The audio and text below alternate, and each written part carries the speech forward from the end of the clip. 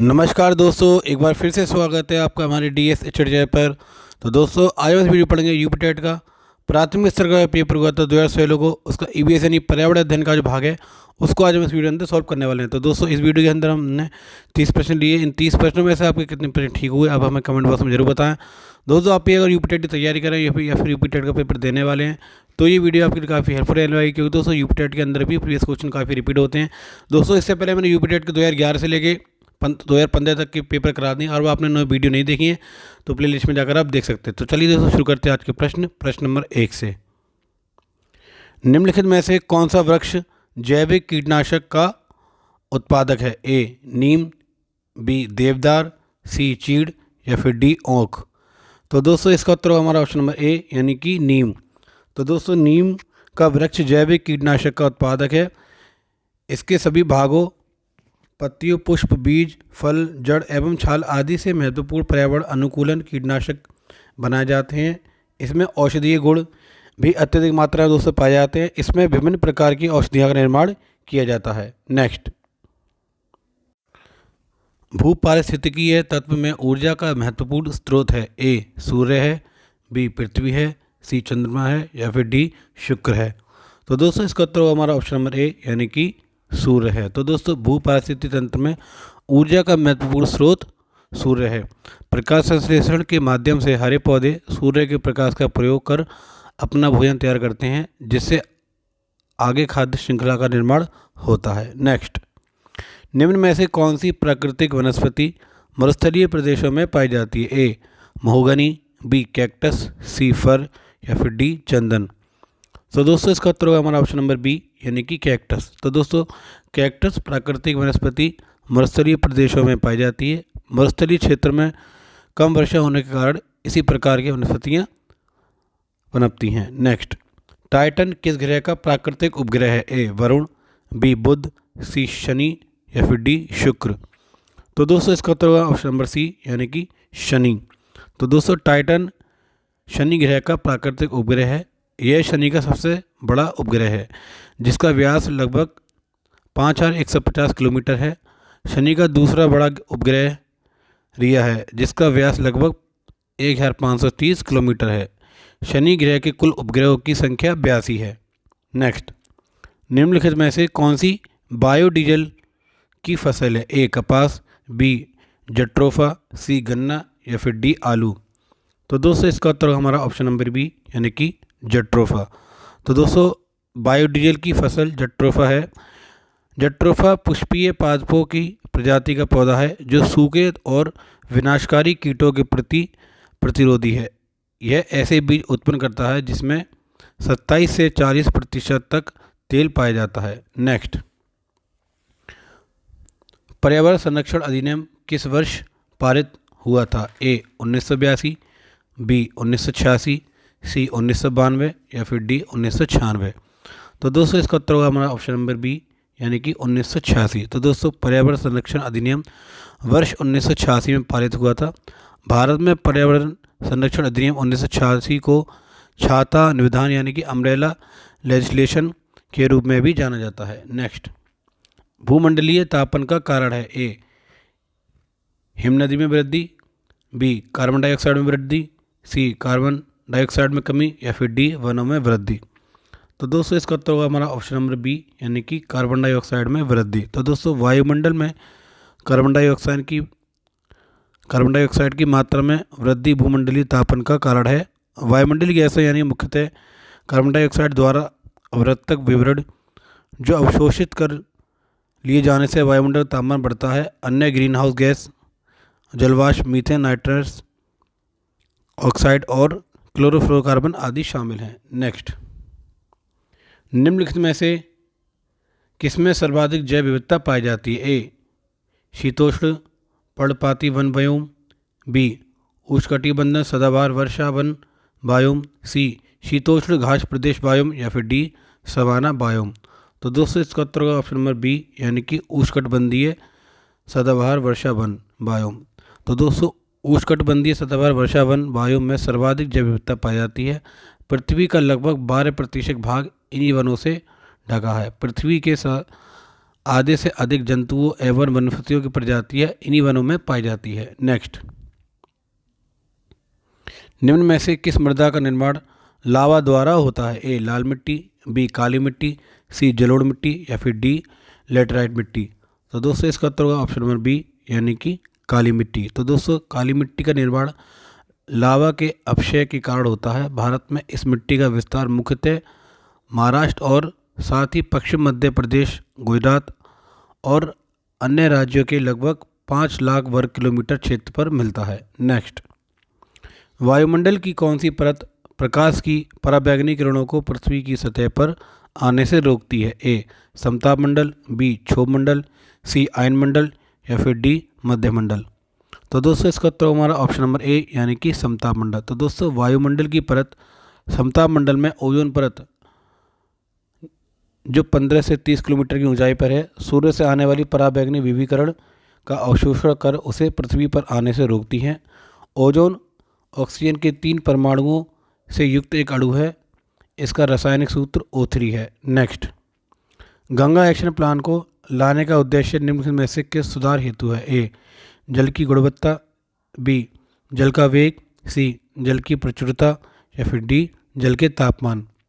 तो दोस्तों इसका उत्तर होगा ऑप्शन नंबर हमारा ए यानी कि जल की गुणवत्ता। तो दोस्तों गंगा एक्शन प्लान को शुरू करने का मुख्य उद्देश्य जल की गुणवत्ता में सुधार लाना था। इसकी शुरुआत वर्ष 1985 में की गई थी। नेक्स्ट, मध्य प्रदेश में कौन सा शहर झीलों का शहर कहलाता है? ए भोपाल, बी उज्जैन, सी इंदौर या फिर डी ग्वालियर। तो दोस्तों इसका उत्तर होगा ऑप्शन नंबर ए यानी कि भोपाल। तो दोस्तों नेक्स्ट, शिक्षक की सबसे बहुमूल्य निधि है उसकी? ए सेवा, बी वेतन, सी गर्व या फिर डी छात्रों का विश्वास। तो दोस्तों इसका उत्तर होगा ऑप्शन नंबर डी यानी कि छात्रों का विश्वास। तो दोस्तों शिक्षक पर छात्रों का विश्वास उसकी सबसे बहुमूल्य निधि है। छात्रों का विश्वास ही है जिसके आधार पर सही मायने में एक शिक्षक शिक्षा प्रदान करने के अपने उद्देश्य में सफल होता है। नेक्स्ट, परिकल्पना को बार बार परीक्षण करने से गलत नहीं पाया जाता है तो वह एक ए सिद्धांत, बी कानून, सी खोज या फिर डी मूल संकल्पना। तो दोस्तों इसका उत्तर होगा हमारा ऑप्शन नंबर ए यानी कि सिद्धांत। तो दोस्तों जब कोई परिकल्पना बार बार परीक्षण की जाने के बाद भी गलत नहीं पाई जाती है तो वह एक सिद्धांत के रूप में स्थापित हो जाती है। नेक्स्ट, निम्नलिखित में से सबसे उपयुक्त शिक्षण विधि है? ए विचार गोष्ठी एवं श्रुतलेख, बी श्रुतलेख एवं दिया गया कार्य, सी विचार गोष्ठी एवं कार्य योजना या फिर डी व्याख्यान एवं श्रुतलेख। तो दोस्तों इसका उत्तर होगा हमारा ऑप्शन नंबर सी यानी कि विचार गोष्ठी एवं कार्य योजना। नेक्स्ट, निम्नलिखित में से कौन सी ग्रीन हाउस गैस नहीं है? A carbon dioxide, B nitrous oxide, C helium या फिर डी मीथेन। तो दोस्तों इसका उत्तर होगा हमारा ऑप्शन नंबर सी यानी कि हीलियम। तो दोस्तों हीलियम ग्रीन हाउस गैस नहीं है जबकि कार्बन डाइऑक्साइड, नाइट्रस ऑक्साइड और मीथेन ग्रीन हाउस गैसें हैं। नेक्स्ट, ध्वनि प्रदूषण का मापन किस इकाई द्वारा किया जाता है? ए जूल, बी डेसिबल, सी न्यूटन या फिर डी नैनो इकाई। तो दोस्तों इसका उत्तर होगा ऑप्शन नंबर बी यानी कि डेसिबल। तो दोस्तों ध्वनि प्रदूषण का मापन डेसिबल यानी डीबी द्वारा किया जाता है। इसे यह नाम अलेक्जेंडर ग्राम बेल के काम के सम्मान में दिया गया है। नेक्स्ट, निम्न नदियों में से कौन सी नदी बंगाल की खाड़ी में गिरती है? ए ताप्ती, बी सुवर्णरेखा, सी नर्मदा या फिर डी सिंधु। तो दोस्तों इसका उत्तर होगा हमारा ऑप्शन नंबर बी यानी कि सुवर्णरेखा। तो देखो सुवर्णरेखा नदी बंगाल की खाड़ी में गिरती है जबकि अन्य ताप्ती, नर्मदा और सिंधु नदियां अरब सागर में गिरती हैं। नेक्स्ट, निम्न में से किस स्थलाकृति का निर्माण हिमानी द्वारा हुआ है? ए लेपिज, बी युवा आकार की घाटी, सी वी आकार की घाटी या फिर डी जलप्रपात। तो दोस्तों इसका उत्तर होगा हमारा ऑप्शन नंबर बी यानी कि यू आकार की घाटी। तो दोस्तों यू आकार की घाटी का निर्माण हिमानी द्वारा होता है। पहाड़ों पर पहले से मौजूद नदी घाटी में हिमानी के लंबवत अपरदन से यू आकार की घाटी का निर्माण होता है। लेपिज का निर्माण भूमिगत जल से जबकि वी आकार की घाटी और जलप्रपात का निर्माण नदी जल से होता है। नेक्स्ट,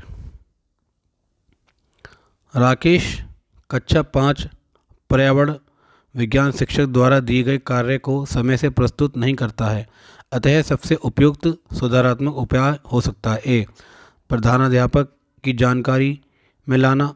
बी, खेल की कक्षा में जाने पर प्रतिबंध लगाना।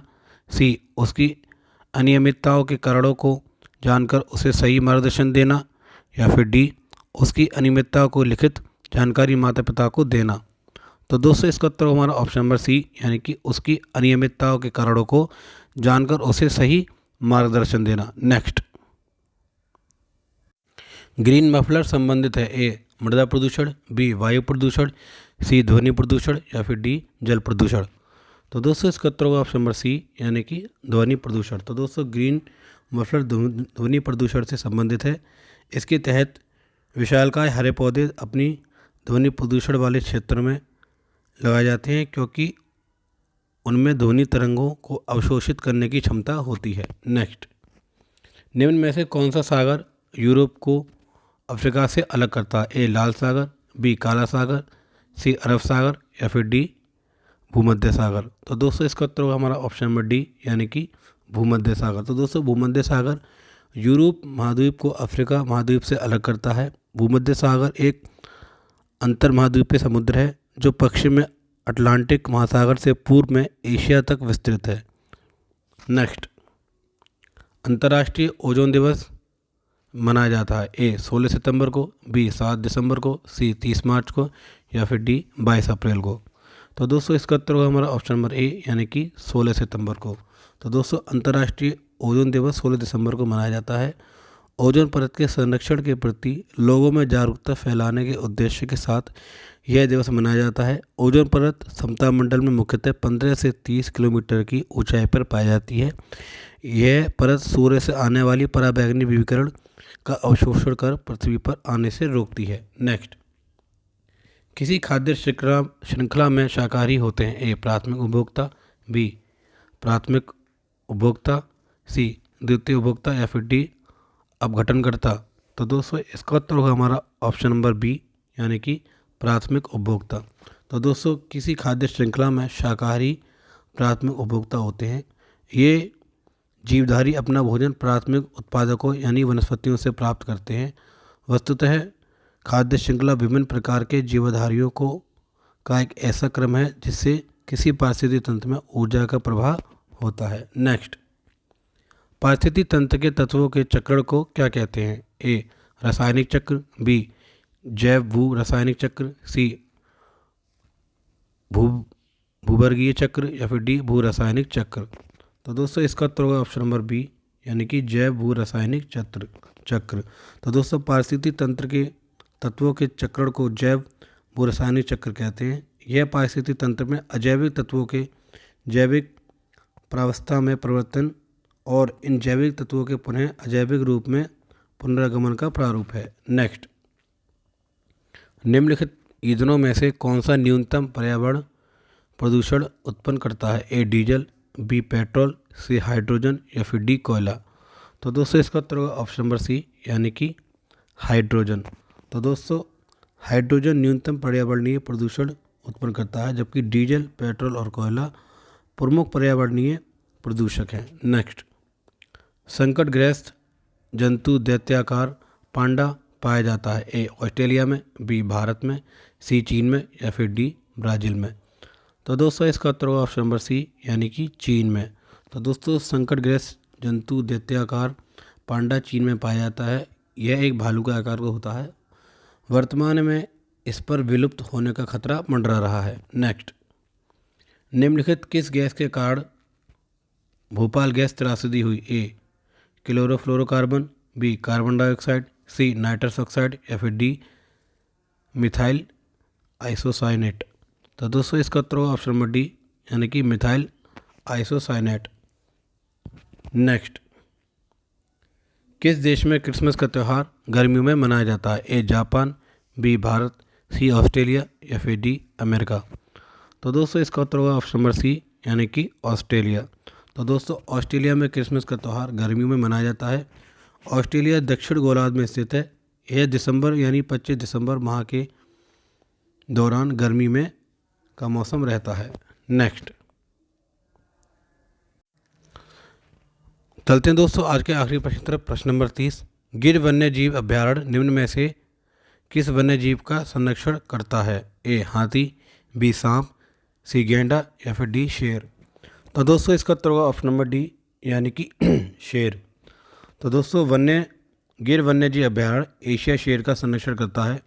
इसके अतिरिक्त यहाँ तेंदुआ, सांबर तथा चीतल आदि वन्य जीव भी पाए जाते हैं। वर्तमान में इसे राष्ट्रीय उद्यान का दर्जा प्राप्त है। यह गुजरात राज्य के जूनागढ़ में स्थित है। तो दोस्तों आशा करता हूँ ये वीडियो आपको अच्छी लगी होगी, और दोस्तों आपको वीडियो अच्छी लगी तो ज़्यादा शेयर करें और वीडियो को लाइक करें, और चैनल पर नए तो चैनल को सब्सक्राइब करें। मिलते हैं हम दोस्तों अपने अगली वीडियो में, तब तक के लिए थैंक्स फॉर वॉचिंग। जय हिंद।